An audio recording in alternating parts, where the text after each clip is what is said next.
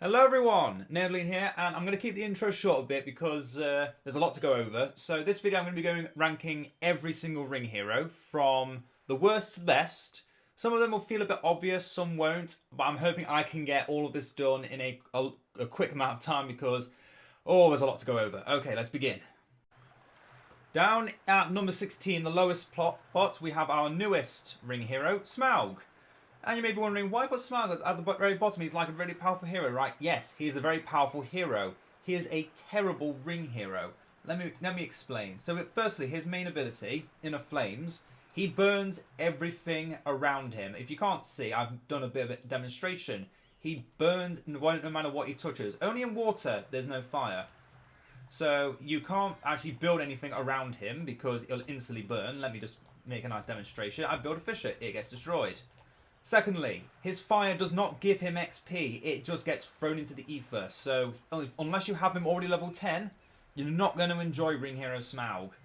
You can't kill trolls effectively, and that's just against layers. Secondly, his Avarice ability is okay, but it's also an ability he gets at level 10, again in his base form. And again, he is also, as you can see, burning everything. He is stuck on the ground, so not too much given to him. Yes, he can fly for a bit, but he's still not very mobile. He's got some call abilities, but he doesn't make him a very good ring hero, so that's why he is sitting at number 16. Next up on the list, we have ARVEDUI, a hero that, when given the ring, really doesn't like your basic troops. It used to be his passive would actually boost your elite troops. Now it is only heroes, and any of your units lose damage and armor. It's the exact opposite of one of my favourites. And also, unless you want to be a good guy, if you want to be a douche, you can just use the inviolable power and just run over all your units. As such. I mean, it's fun to look at, but yeah, nerfing your units while buffing your heroes, a cool thing, but on paper, it really isn't as good as it should have been. At number 14, we have Dark Galadriel. Not a surprising one, since she's actually got buffed a bit. She no longer debuffs other units like she used to do in Edain 3.8, and I think at the very beginning of Edain 4.2, whichever one she came out in. But all her abilities are very tailored around aggression, but her faction already does that really well. Yes, it's good, but her other form is much better, and this form makes you take away from having Gifts of Lothlorien, which is, again, another very important tool for your faction. Her ability names are cool, though. In place of a Dark Lord, you would have a Queen, not dark but beautiful, terrible as the dawn, treacherous as the sea, stronger than the foundations of the earth, all shall love me and despair. You have to admit, that is some of the best text you get given in these abilities. The next one on this list is a bit more decrepit. Poor Dark Gandalf looks like he's been smoking a few too many of Radagast's mushrooms, and has taken a bit of a turn for the worse as Gandalf the Grey when he becomes Gandalf the Dark. His abilities become really powerful, but unfortunately he does have some negative effects upon his allies, so he's not exactly the best team player in the world. But he's still strong, so if you do decide to go for this form, let him die, then give it to Boromir afterwards. It's definitely better that way. God, I cannot zoom in on this, man. Okay, next on the list is Thorin Oakenshield. Definitely a understandable choice as to why I've kept him a little bit in the middle ring. He is a very powerful ring hero. He gets no negative debuffs. The only bad thing is that he ruins your economy. You have to be constantly fighting to actually gain any resources. But the things you do kill generate so much. And look at this. How can you say no to the fires of Arle? From even level 1 you can do this, and that is just a way to get like 4k resources from killing a bunch of peasants. It's so fun, but definitely not a good thing in every game. Next upon the list we have Old Man and the guy who's going to steal everything from him when he dies. I'm kidding. We have GRIMA, who honestly you may think is pretty bad until you read that his abilities actually work map wide. He gives a permanent boost, a leadership boost to all of your units, on map wide, but less resistant to fear. Your retreat ability is also map wide, so you can just decide, oh, one of my heroes is about to die, I'll just retreat my entire army away. You can also banish all your heroes to make them even stronger, and it comes back quicker, so you can get it really ramped up. And he's just that good. Honestly, despite the fact that Cured THEODEN is definitely a lot better than GRIMA, GRIMA, if you don't have the early powers to get him cured, you can just go for this, and it really works. And now at number 10, we have DAIN Ironfoot. Some people might be surprised I've put him up this high, but the main reason I've put him up this high is just because most of his abilities only affect him. He no longer heals outside of combat, but anything he hits will be knocked down, take more damage, and he heals from them. So he's basically a vampire. His abilities are also very strong. He's no longer restricted by having to constantly be fighting to get his rage up, because he's constantly just very, very angry. And he can summon a meteor shower, and yeah, enough said. That is just an amazing power that he has. And I can't guarantee it'll always be good, but it's definitely worth using. Number 9, I decided to go with the Fellowship of the Ring for Imladris, purely because it's just nine characters separately is good. You've got an ability, a power that can just replenish them if you're ever losing them. But the fact that it's just 9 heroes that each have a different ability, that is what all the basic heroes get without needing the ring, it is a bit niche. Also, you start at level 1 and you don't have that many easy ways to get experience with the Fellowship, because you're in Imladris, your army will already be soaking up all the XP. So, unfortunately, number 9 is as good as I can make this one. And number 8, I've decided to go for the Witch King for Angmar, not Mordor. So, the Witch King has got a very powerful map-wide debuff that makes every building that decides to be around it take considerable reduction in production and damp armor, if I'm not mistaken. I could be wrong. But it's still a map-wide debuff on everyone who isn't you. Your snow ability becomes a freeze around you, which is, yes, it's good, but that's pretty much where all the good goes. There's really nothing else the Witch King gets that he doesn't already have in his base kit.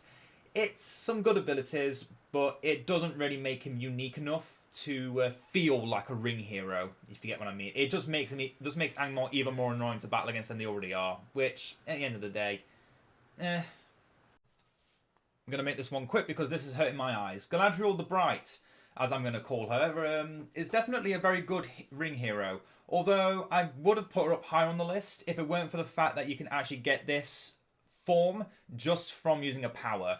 I do feel like she has some very powerful abilities. Her damage aura that she normally does, her light, then also buffs all your units as they're fighting in the light, either from melee or from range. As long as you're in the light, it just boosts you.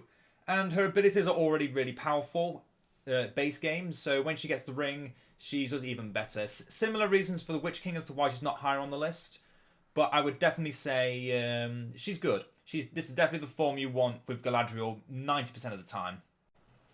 Good God, it's another glow stick. Okay, Gandalf the Challenge Master. The reason he's so up high compared to both Witch King and Galadriel, who again is just another hero that has significantly buffed abilities that aren't changed from his normal abilities, is because his passive ability boosts units like Galadriel, but also heals them. That healing is so important, considering that as Gondor, you have Baragon who can replenish your troops. You have a walking fountain of healing wherever you want.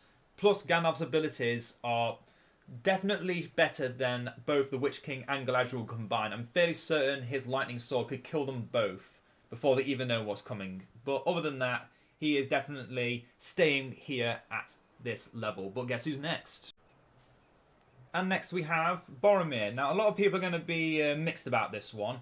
People are going to say, oh yes, he should have been way better, or no, he should have been way down. I think he is perfect right here, because he gives all your units Forge Blades and Heavy Armor. Granted, I could have put him a little bit higher if it weren't for the fact that fiefdom troops get Forge Blades and Heavy Armor a lot easier now. But he also gets to summon these cool-ass elite troops that you can only get from Ring Hero Boromir. He is unfortunately on a timer. He is dying. You can tell by his eyes, his sad eyes, that he is in. He is not going to live forever. And when he does die, he actually gives a pretty big debuff to everything. You can't make units for like a whole 2 minutes. You're kind of stuck. But yeah, he just built again, empowers his basic abilities. Not much change there, which is why he is being kept at this pace. But look at him. How can you say no to those eyes? Cured Theoden with the One Ring definitely deserves this spot. His abilities are exactly the same on paper, except if you look at the bottom of his Palantir, you notice he's got a ring where it used to be, and then you realise, oh, he's got something completely new. He can make himself level 10 instantly. He can make his already amazing faction-wide abilities, leadership faction-wide, so 25% damage and armour and fearlessness for everyone, everywhere. This one's kind of a meh one because all it does is give you extra AoE damage, but then this last one makes your the family of Theoden even more unkillable by making them literally immune to damage. I mean, what else can I say? I'm a bit speechless as to say anything else as to how to beat this. Yes, it makes him incredibly weak. It makes him incredibly slow. But if you're going to use him, you're going to have an army. You're going to have your heroes. Case closed. He's that good. And here we are at the number 3 spot. We have Saruman the Blessed and Saruman the Cursed. The reason I'm ringing these both together is because you don't get to choose which one you get. You just get one randomly. But both of them are incredibly strong. Saruman the Blessed is definitely more focused upon his faction as buffing units with armor, while Saruman the Cursed can turn your army of berserkers into a killing machine like they were in BFME 2 Vanilla.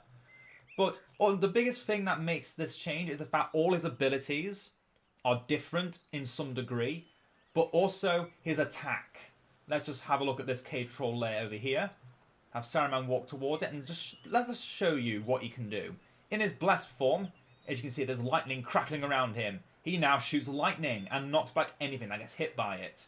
And in his cursed form, he shoots fireballs.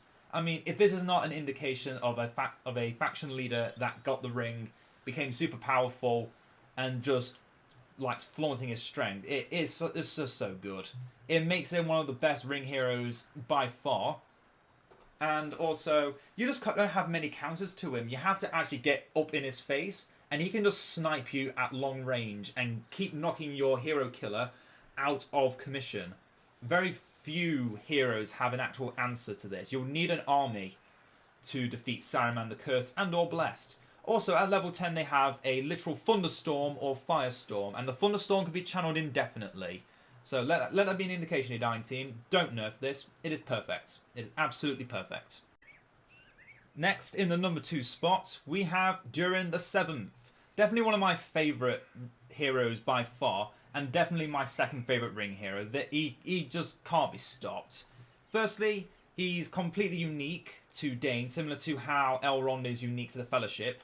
But unlike the Fellowship, this guy has a lot of flavour that only he has. Firstly, he can only level up from his own kills. You can't have a dwarf, one of these dwarves over here, come and kill one thing for him, and then he is just going to be like, okay, yep, I must take that. He's got to do it all himself. He's learning to control the ring. There's so much lore behind this. I love it. Secondly, he can make buildings super weak, but we've already know about that. Or make buildings super strong if they're yours.